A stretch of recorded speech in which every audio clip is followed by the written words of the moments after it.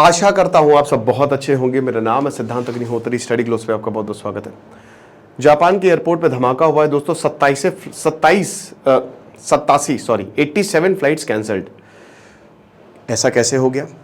पहली बात तो भैया नवरात्रि की बहुत बहुत शुभकामनाएं। बताओ कमेंट बॉक्स में कौन कौन व्रत है और जापान का नया प्रधानमंत्री कौन है, ये भी आप बता दीजिए। करंट अफेयर्स है ना। तो शिंजो आबे तो भगवान उनकी आत्मा को शांति दे, बहुत बढ़िया आदमी थे, बहुत ही बढ़िया आदमी थे। ठीक है, तो अभी कौन है? उसके बाद एक और आए थे, उनका नाम भूल गया।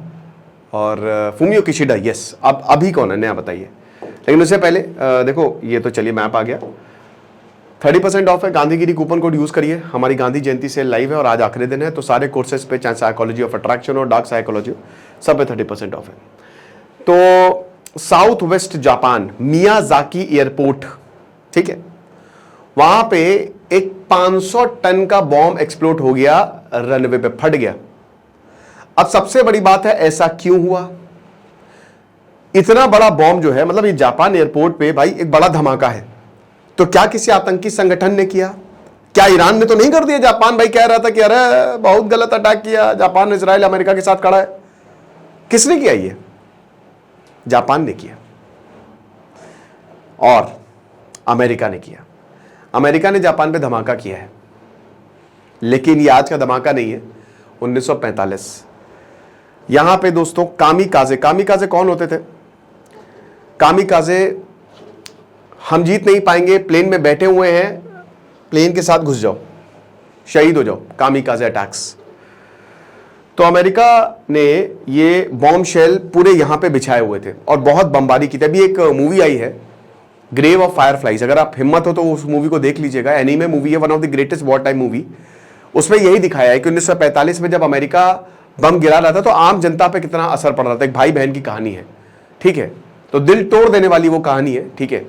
लेकिन वही है कि अमेरिका ने जापान में बहुत बरसाया। देखिए जापान की भी देखिए, हमको लगता है कि जापान ने, जाहिर सी बात है कि जब एटम बम गिरा जापान के ऊपर तो हम सब रोए। मतलब अभी तो जब हम कहानियां पढ़ते हैं तो रोते ही है, लेकिन क्या आपको पता है कि जापानियों ने बहुत क्रूरता की है? आप रेप्स ऑफ नैनकिंग किताब पढ़िएगा, 1937 में, मैंने लेक्चर भी लिया है। उनकी क्रूरता का ना कोई सहानी नहीं। जितनी जापानियों जितने पागल रहे हैं ना, उतना कोई नहीं रहा है, और जितने ताकतवर रहे। और आज तक उन्होंने चाइना से माफी नहीं मांगी है, और ऐसा उन्होंने बहुत, जहां गए वहां की क्रूरता। कंफर्ट वुमेन का कंसेप्ट सुनिएगा, कोरिया ने अभी तक माफी नहीं मांगी। तो कर्म का वही कह रहे ना, वो मिलता ही आपको फल, चाहे जो भी कर लो। तो यहां पे अमेरिका ने बमबारियां की, तगड़ी बमबारियां की, और जापान बर्बाद हुआ। भाई जुलाई में यहां पे हिरोहितो से बोले हैं कि जो वहां के एम्परर की, ऐसा है कि आप जो है, अमेरिका कहता है सरेंडर करो, हमने एटम बॉम्ब बना लिया है। बोलता है अबे जा यार, सुबह सुबह दिमाग ना खराब कर, चल निकल। फिर उसके बाद अमेरिका बोलता है अगस्त आते आते, अभी सरेंडर करो, राइट नाउ, क्योंकि हमने एटम बम बना लिया है, हम फोड़ देंगे। मानता नहीं है, अमेरिका फोड़ देता है। आज तक इकलौता हमला हुआ है न्यूक्लियर, और उसका हमने अभी तक दोस्तों, जापान में वो इतना भयानक हमला था नागासाकी हिरोशिमा पे, कि अभी तक जापान में लोग डिफॉर्मिटीज के साथ पैदा हो रहे हैं। पल्यूटेड है पानी और हवा, यस। उसके बाद फिर अमेरिका ने अपनी गलती सुधारी, और अमेरिका ने गलती सुधार के बोला कि हम ठीक है, तो हम तुमको सारी प्रोटेक्शन देंगे, तुम अच्छे से रहो, प्यार से रहो, बढ़िया से रहो, so we will give you the protection, right.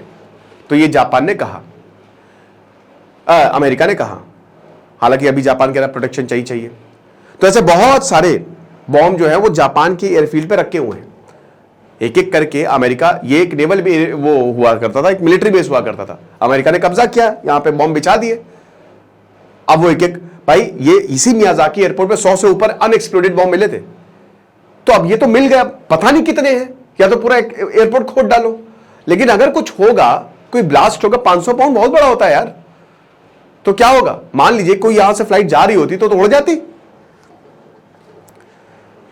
तो 7 मीटर, मतलब लगभग 23 फीट दूर जो है ना, उसने वो फटा है बम, और अपना रनवे तुरंत जो है वो बंद कर दिया, ठीक है। फिर उसके बाद जापान की ग्राउंड सेल्फ डिफेंस फोर्स आई, और उन्होंने यही बोला कि अमेरिका का बॉम्ब, जो कि वही लैंड, जमीन के अंदर बिछा हुआ था, बीनीथ द अर्थ। और ये वॉर टाइम का है जब एयर रेड करते थे। एक्चुअली क्या था कि अमेरिका बम बरसाता था, है ना। अमेरिका कैसे वॉर में आया, वर्ल्ड वॉर 2 में आया, पर्ल हार्बर पे जापान ने हमला कर दिया। अमेरिका तब तक वॉर में था ही नहीं, ठीक है। 1940 दिसंबर 5 की 6 दिसंबर, थोड़ा डेट चेक कर लीजिएगा, 1940 जापान में ने हमला कर दिया पर्ल हार्बर पे। अब जापान की इतनी हिम्मत होगी, जापान इतना कॉन्फिडेंस में था ना कि वही कह रहे हैं कि जापान एक ऐसा, आप जो हमारे क्लास में नहीं होता है कि जिसने कभी हार नहीं देखी होती है ना, जो जीतता ही रहता है कभी भाई 90% से ऊपर, अगर 100 में से 80 मार्क्स भी आ जाए तो इंसान रो जाए, ऐसा हिसाब किताब। तो जापान वो था कि उसने हार देखी ही नहीं जब से उसकी इंपीरियल आर्मी बनी, है ना। एक के बाद एक जापान जो है वो जीतता गया। 1890 में इंपीरियल आर्मी बन गई, रशिया को हरा दिया, चाइना को दूसरी बार हरा दिया। बहुत ताकतवर जापान हो गया, बहुत ज्यादा। पूरे साउथ ईस्ट एशिया में ब्रिटिशर को इतना मारा, भगा भगा के मारा, भगा भगा के मारा, है ना, ये चीज। फिर उसने कहा कि अमेरिका से बढ़ता। अच्छा, अमेरिका चाह ही रहा था कि कुछ बहाना मिले ताकि हम युद्ध में आ जाए। तो फिर पर्ल हार्बर पे हमला कर दिया और फिर अमेरिका जो है वो युद्ध में आ गया। बैटल ऑफ मिडवे हुई, बहुत बढ़िया, मैंने उसमें लेक्चर लिया। क्या मतलब, समझ लीजिए कि अमेरिका के लिए टर्निंग पॉइंट था वो, ठीक है। जापान को हराया, बच गए जापानी, 2 बैटल हुई थी। तो फिर उसके बाद जापान की कमर तोड़ दी, एक एक करके जापान के एयरबेस को तबाह किया। और फिर अमेरिका एयर रेड करता था, ठीक है, जहां पे भी ऊपर से आता था बॉम्ब गिराता था वो, है ना। तो ऐसे ही बॉम्ब गिरा, वो फटा नहीं, वो नीचे चला गया, उसके ऊपर एयरपोर्ट बना दिया। मैं बता रहा हूं इस एयरपोर्ट में बहुत सारे बॉम्ब मिले हैं। तो वही कि 87 फ्लाइट्स, 87 फ्लाइट जो है वो रुक गई। अभी हालांकि बता रहे हैं कि कोई फर्दर एक्सप्लोजन का डेंजर नहीं है थर्सडे तक, जो क्योंकि भाई फटा बहुत तेजी से तो रनवे बड़ा गड्ढा हो गया। तो यानी कि अब जापान है तो एक एक 2-2 दिन में वो तो बिल्डिंग खड़ी कर लेते हैं, ऐसा हिसाब किताब। तो कह रहे हैं कि कल तक जो है वो चीजें बेटर हो जाएंगी। बट फिलहाल ये है कि जो मियाजाकी एयरपोर्ट पे जितने भी फ्लाइट्स कनेक्टिंग है, जैसे टोक्यो, ओसाका, फुकुओका, ये बड़ी बड़ी फ्लाइट्स यहां से यहां तक जाती हैं। और क्यूशू आइलैंड पे आता है, जापान 4 आइलैंड में डिवाइडेड है। ओके, कमाल का देश है भाई, मतलब सीखना तो जापान से सीखो। तो वहां पे ये हुआ है, तो वही है। और अब बता दूं कि अभी तक 2348 बॉम्ब, लगभग 87.5 टन के, वो 2023 में अकेले मिले थे। समझ लीजिए इतने सारे बॉम्ब मिले पूरे जापान में जो अमेरिका ने बरसाए हैं।